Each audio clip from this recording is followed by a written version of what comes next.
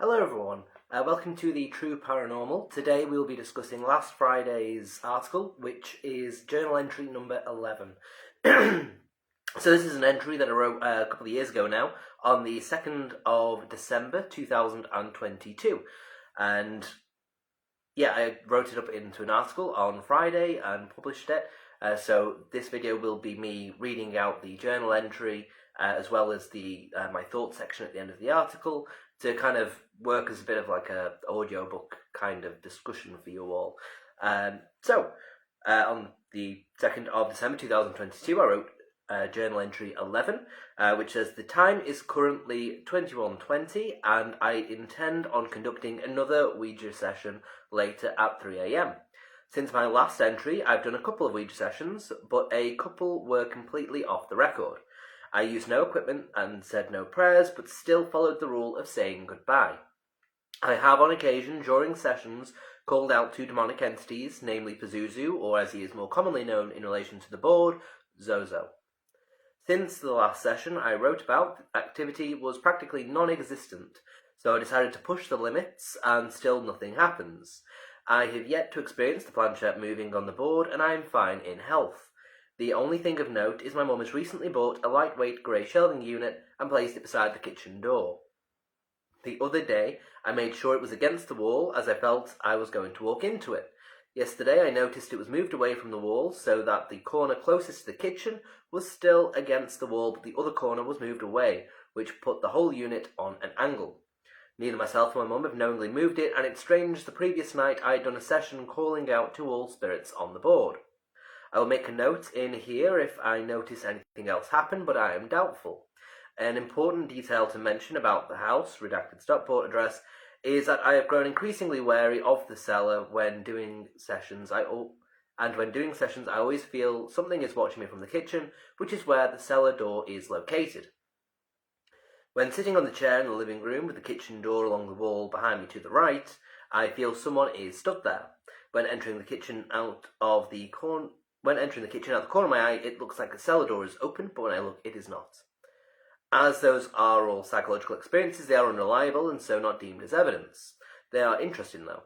Another experience in this house is when sitting in the chair in the living room across from the main entrance door of the house. In my mind's eye, I saw the front door burst open extremely vividly, and there was no reason for me to see this, as it did not happen. The experience was the same as when I saw a woman falling down a well at Carisbrooke Castle on the Isle of Wight. I have come to believe there is a spirit here in connection with the house, but also that there is a spirit connected to myself in some way acting as a guardian. In this house there is something looming in the shadows of the kitchen area, but wherever I go, and especially when doing investigations, there's a positivity, almost like a warmth. It's difficult to explain, but I feel comforted by it, and as though no harm will come to me because of it. I recently remembered about the potential apparition I saw while living at redacted New Mills address while I still lived there. It was during the time I had no bed, as I was waiting for my hammock to arrive, and so I was sleeping on an airbed in the middle of my room. I can't remember the specifics regarding if I briefly woke from sleep or briefly opened my eyes as I was trying to get to sleep, but I remember opening my eyes during the night and seeing a woman I did not know standing at the foot of my bed and looking down at me. I stared at her for a few moments and remember feeling confused, as I didn't know this person and I should have been looking at the shelves past her. It was like my brain didn't want to register she was there, and then I closed my eyes and went to sleep. I felt no threat by the woman, and it all seems far too real to be a dream. I usually have vivid dreams, but rarely ones about me going to sleep or waking up. It's believed that house is haunted by my dad's mum, Nutty Nana, and that is who I could have seen. I have no memory of her appearance aside long hair, and I don't like trying to remember those details, as I know my brain will fill in gaps, regardless of if the information is correct. Either way, this could be the positive spirit attached to me. I should mention I've bought 4 haunted dolls from eBay. They are allegedly haunted, but I'm still excited. The seller seems legit. They've been on eBay for years and have only had 4 bad reviews out of about 17 last year, each of which they've replied to in a very defensive way, showing they are adamant to be legit. I believe them. I do not, however, trust their medium. They use a medium with each doll to get the spirit's name and backstory. As it is the sellers claiming the activity, then I'm trusting activity will occur, but I doubt the names and stories.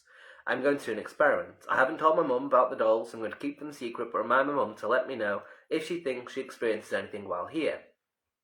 If she does, then I will look at the list of supposed activity, which is meant to be with the dolls, and see if anything lines up. If it does, then this is great evidence. Another thing I will do is hold sessions with the dolls and see if any relevant words come up on the app, or see if any equipment becomes more active. As it's for kids, I hope the bear will become increasingly active. They will hopefully arrive by next Friday, the 9th. So, my present thoughts. So, I wrote this up on the 28th of January 2025. And it says, usually, when I write a journal entry, it's rare that I then go back and look through what I've written. The purpose of the entries is to try and document my own personal research and experiences as close to the origin date as possible, so that any memory of those events cannot be further altered or forgotten. Obviously, I discuss a few things in this entry which are a fair bit after their initial occurrence. They still happen to me, and without documentation, then the memory could have further changed, and so this is why it's important to document them. The way I approach my own experiences, is if it isn't written in the book, then it didn't happen. Anything remembered after I've written about it could very well be a false memory caused by the brain filling in gaps. I know this journal entry sounds insane. This is a good thing about giving my present thoughts over a year after it was written. It's allowed me to look on this entry in a far more neutral way. As quite a bit is said, I will go paragraph by paragraph. The journal entry was written after I founded the True Paranormal, and it was clearly when I was predominantly investigation focused. During this time, I had seen Ghosts of Britain doing their live streams, and I may have discovered both Beardo Gets Scared and Overnight. Regardless, I was clearly very aware of what people were claiming about Ouija boards and dolls, and so I wanted to test it for myself. The off-the-record sessions were spontaneous, lasted a short amount of time, and likely didn't involve the Spirit Talker app. They were purely to test the Ouija board at varying points of the day and to see if a lack of build-up and setup would have any influence on activity experienced. As far as I'm aware, nothing happened during those quick sessions. I'm glad that I've emphasised that even with pushing the investigations by breaking Ouija board rules, nothing happened. People talk about the Ouija board as though the moment you touch one, the gates to hell will open and you'll be drowning in demons. This has never been shown to be the case in any of my investigations. I do think there could be something to the board, but I think that whatever it is will be vastly different from the usual discussions. Personally, I believe it isn't specifically the board, but it's instead the fact the method is both visual and clear to the spirits that you want to communicate. I also think that by interacting physically with the board, you put energy into it which the spirit can then use to respond. I do not think any portals are opened, and I do not think that the rules have any impact on safety or activity beyond increasing the potential for psychological false positives. Regarding demonic entities, I don't think they exist. I think anything claiming to be a demon, or maybe being interpreted as acting like a demon, is actually a human spirit which works off negative energy, just as we see with certain living individuals. Regarding the shelving which moved, it was lightweight and wasn't fixed to anything. It has only moved the one time, and it could very well have been knocked out of position without myself or my mum noticing. The odd thing about it was that it was the corner we wouldn't have accidentally walked into or caught, which was moved away from the wall. I did take pictures at the time, and you can see one of those above. If you want to look at the picture, please head to thetrueparanormal.blogspot.com and you'll be able to find the full article plus all the images. By looking at the base of the shelving, you can see the shelving on a clear diagonal, and so you can see what I mean regarding the corner that was surely caught on something wasn't the corner you would expect.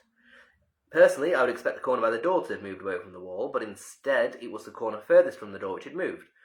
It was an odd occurrence I thought should be noted, especially given the coincidence of having called out to all spirits on the Ouija board the night before. Regarding the feelings of being watched and the paranormal experiences described, I think it has a good point about the psychological impact of paranormal investigation. There are still occasionally times where I can feel like there's a presence in this house, but it's nowhere near as strong or frequent as when I was investigating. It could be argued that this is because spirits are aware I'm no longer actively trying to communicate with them, and so they've backed off or lost power over time. However, a more logical explanation is that the mind can fall into a trap of experiencing the paranormal due to an expectation that the more you investigate, then the more you will experience. This could be a subconscious effect too.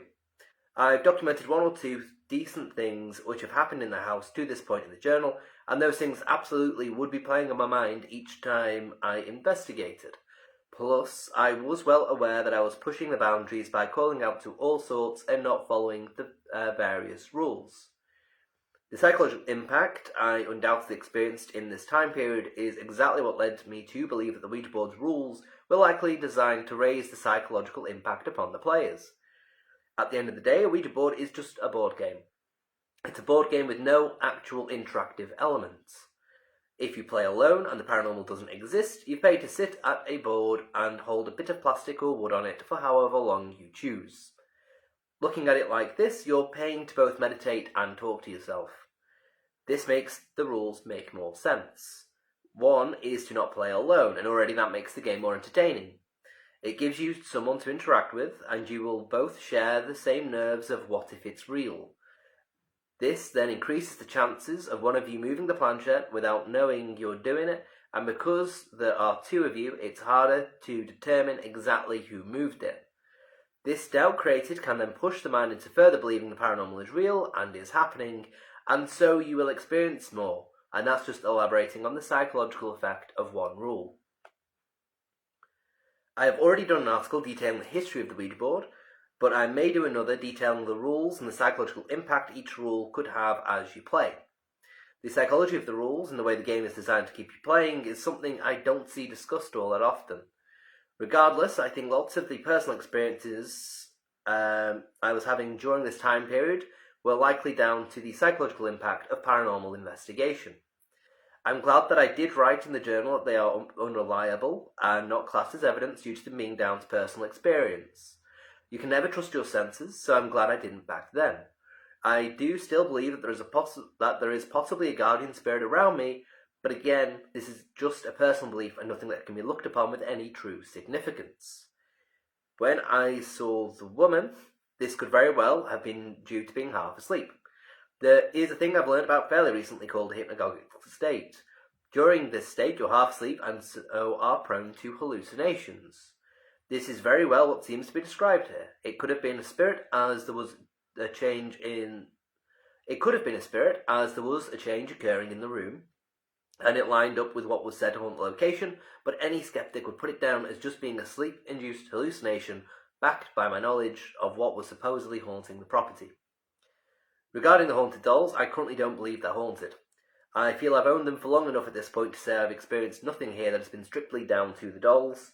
There has been no notable increase in activity since bringing them here. There was an interesting event with a cat ball where it moved while opening the box containing the dolls, but that event alone is not enough to class the dolls as haunted. The only thing I could say that could possibly be due to the dolls is that on one occasion, while sleeping in the same room as them, I heard a little girl singing. It could have been next door as the walls are incredibly thin, but it sounded different to that and nothing was heard beyond that event. It was just 4 notes and I heard it clearly enough so that it woke me up and I could repeat back the notes. Aside this event, which could also have been an auditory hallucination, nothing attributed to the dolls has been experienced.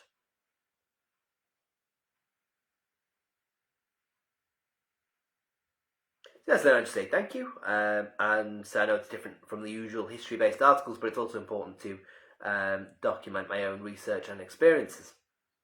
And I also point out that there's an image involved in the article which does show a setup that I had for one particular investigation, where you could see Ouija board, candles ahead of it, and then on one side you could see a plasma ball, and on the other side you could see a K2 meter. That was a legitimate setup for an investigation. However, since doing that investigation, I have since learned that the plasma ball and the K2 meter interact with one another. Because when I first started investigating, I was very naive, didn't really know how things worked, etc.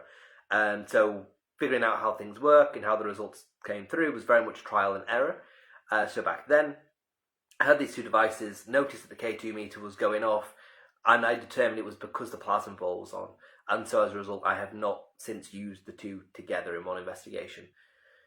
And even now, I'm still hesitant to use the K2 meter because I'm aware that it's a bit iffy to use here regarding Wi-Fi and just general devices in the area.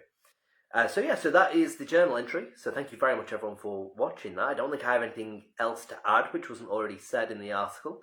I did discuss a fair bit about the psychological impact, and I don't think there's anything else really to add beside from just discussing the psychology. And yeah, that's pretty much it. Maybe the only thing possibly I said about the dolls and hearing someone singing. It could have been next door, as I described. The reason why I'm iffy on whether or not it was is that they do have a daughter who I believe is a teenager. It sounded a lot younger than them, and I rarely ever.